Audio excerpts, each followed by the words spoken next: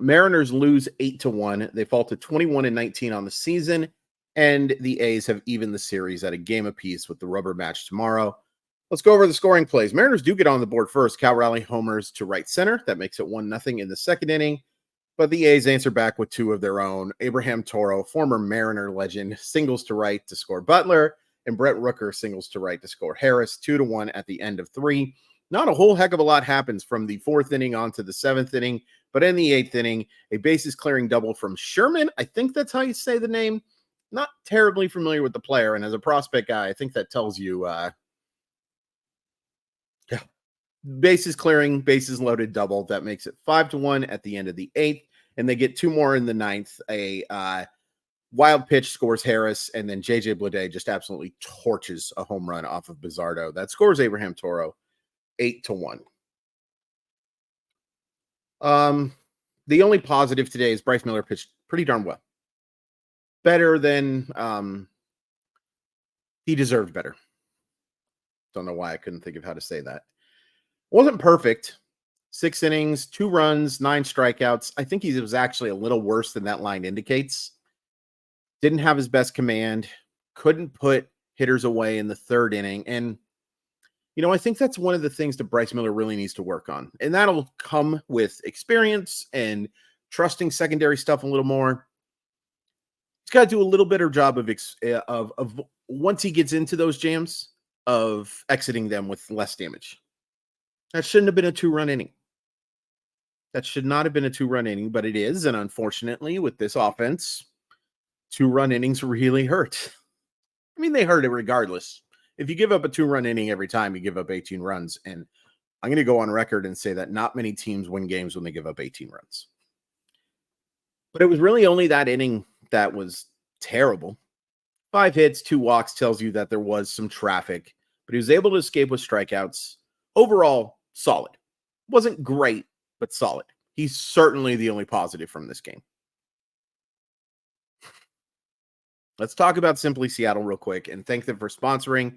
Thank them for providing the very best in Seattle sports gear with great stuff for the Mariners, Seahawks, Kraken, Storm, Huskies, Cougars, Sounders.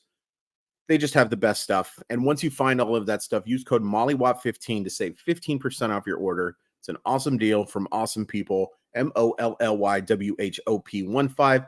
That code and a link to the website is in the description of this video. Where do I go from here? I keep debating about whether I want to talk about this or not, but you know what? Nuts to it. I'm going to talk about it. I want to also preface this by saying that I have no ill will towards either of these people. I also want to preface that preface with, I don't know these people. They maybe know me just because I'm an internet Mariner guy. I do not know them at all. I have never had a one-on-one conversation with either of these people. I also want to preface this with, I've heard routinely that they are very nice human beings. Even not having met them, I think they're very nice people. And the third thing I want to preface is, I do have a history with one of these people. I don't know how to go further than that. You can find the tweet. And who I'm talking about right now is, it's become real hard to watch Mariner games with Dave Sims and Mike Blowers. Because there is such an awkwardness between the two. And I don't think I'm saying anything new. I don't think this is like breaking stuff that nobody knows about. It is an uncomfortable watch because of the lack of chemistry that those guys have. And I am not asking either one to be fired. I want to make that abundantly clear. I would never do that. If they did something illegal, if they did something immoral, all that stuff, yeah, I could call for their jobs. I am not calling for their jobs because of their lack of chemistry. I'm asking those two people to not work together. It has become uncomfortable to watch. And I don't think I'm alone in that. I don't think I'm even kind of alone in that. I understand that Dave Sims deserves the chance to call games for this team.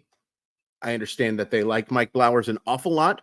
And I think when Mike Blowers is working with Aaron Goldsmith, there is a no doubt chemistry for me. And I also acknowledge that this is subjective. Some of you guys may love that team. There's no accounting for taste, like different strokes for different folks. I am uncomfortable with the team. I just am.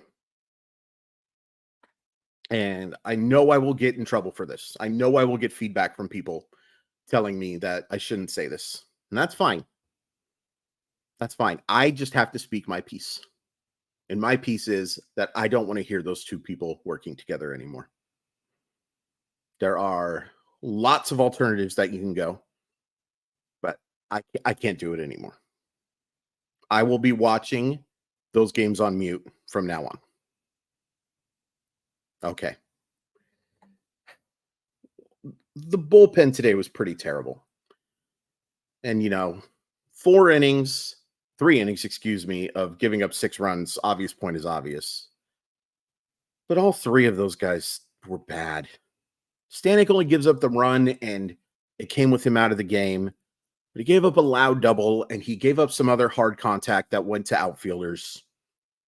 He just doesn't fool hitters enough to be a high leverage guy. And Gabe Spire, who started out as good as it gets and was arguably the best reliever on this team not that long ago, he looks awful. He does get the 2 strikeouts, but he issues 2 big walks.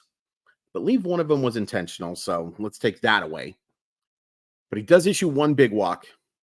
And then the decision to intentionally walk Langoliers was probably a mistake. I would just rather have Spire challenge that guy. But his command looks terrible.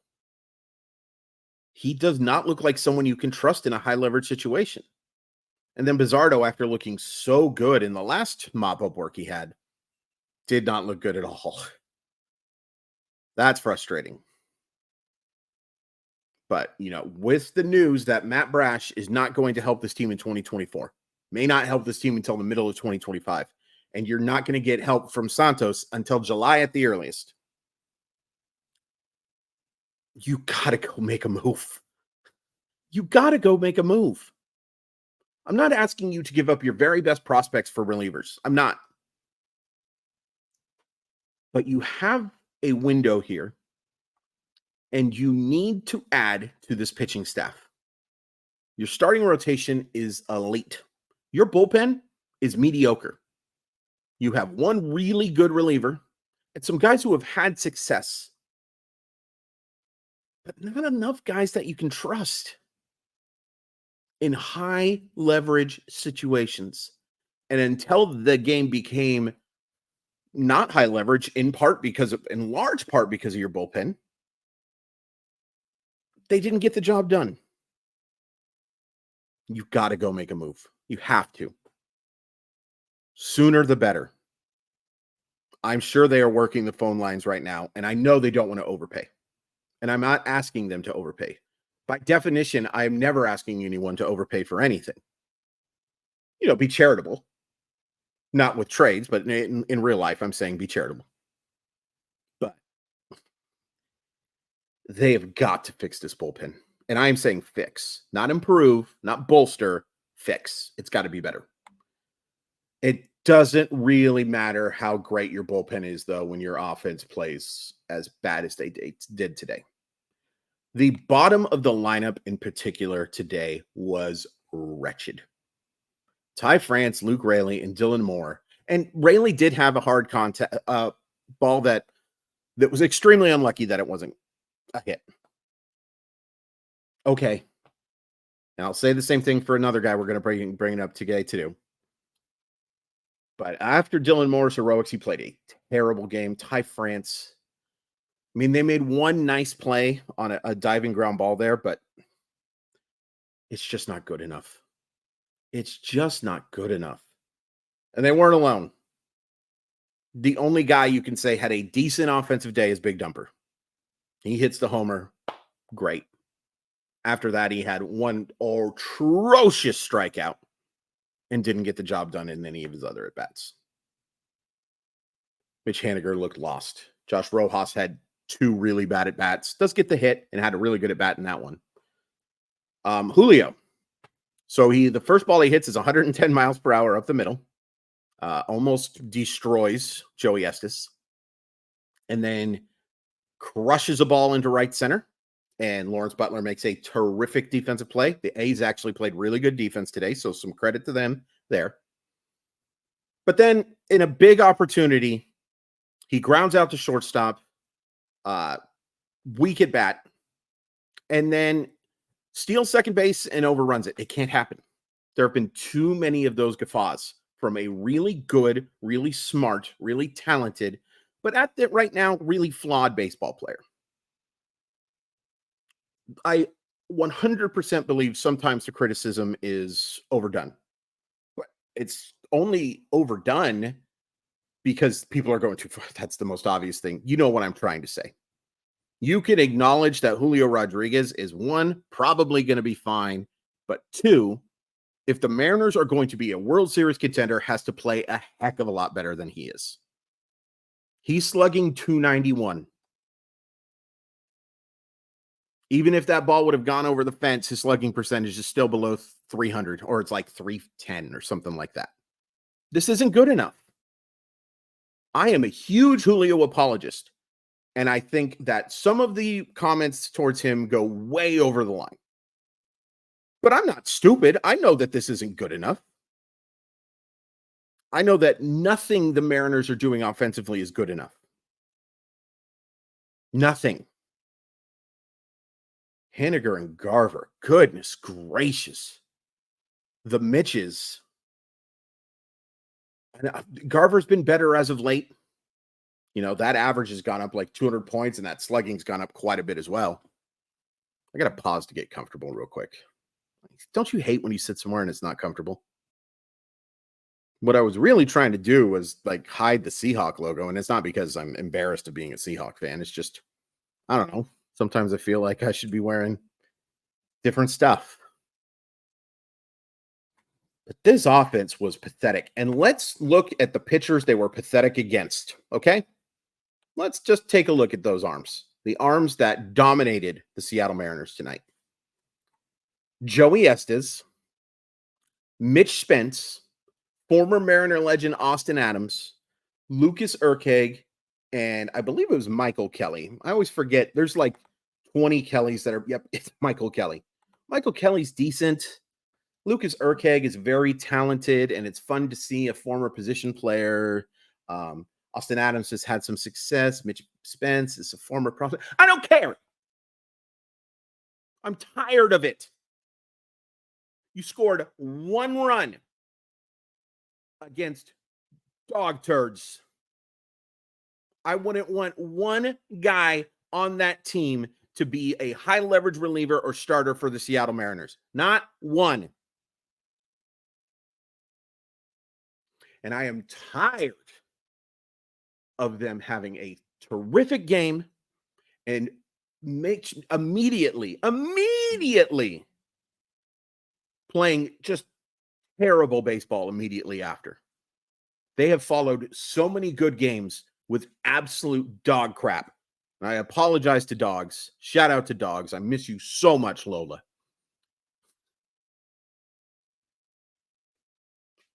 This has been a thing over 2 years now. It's 2 years of playing good baseball followed by crap. Sans August when everything went right. I'm sick of it.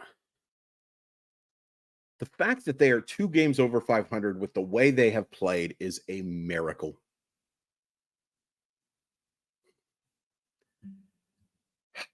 You know, and you got a chance to win 2 out of 3. You have a real good chance to win 2 out of 3. You got Luis Castillo pitching on the mound against this very bad baseball team. Please do not cite their WRC plus to me. I don't care. They are bad. They are not even trying to be average. Every win to them is a bit of a disappointment. But golly, you should be sweeping teams like this. And if I'm correct, the Mariners don't have a single sweep this year. Nope. Nope. Won a lot of series lately, especially. But man, they've got to play better. I need for my own sanctity or sanity. I just need to see some more consistency. I need more evidence that this is a contender. What I have seen from this team over the last 4 games, even yesterday, there was some not great. A really good third inning. They're just, am I a prisoner of the moment? There's no question about it, especially doing a daily show.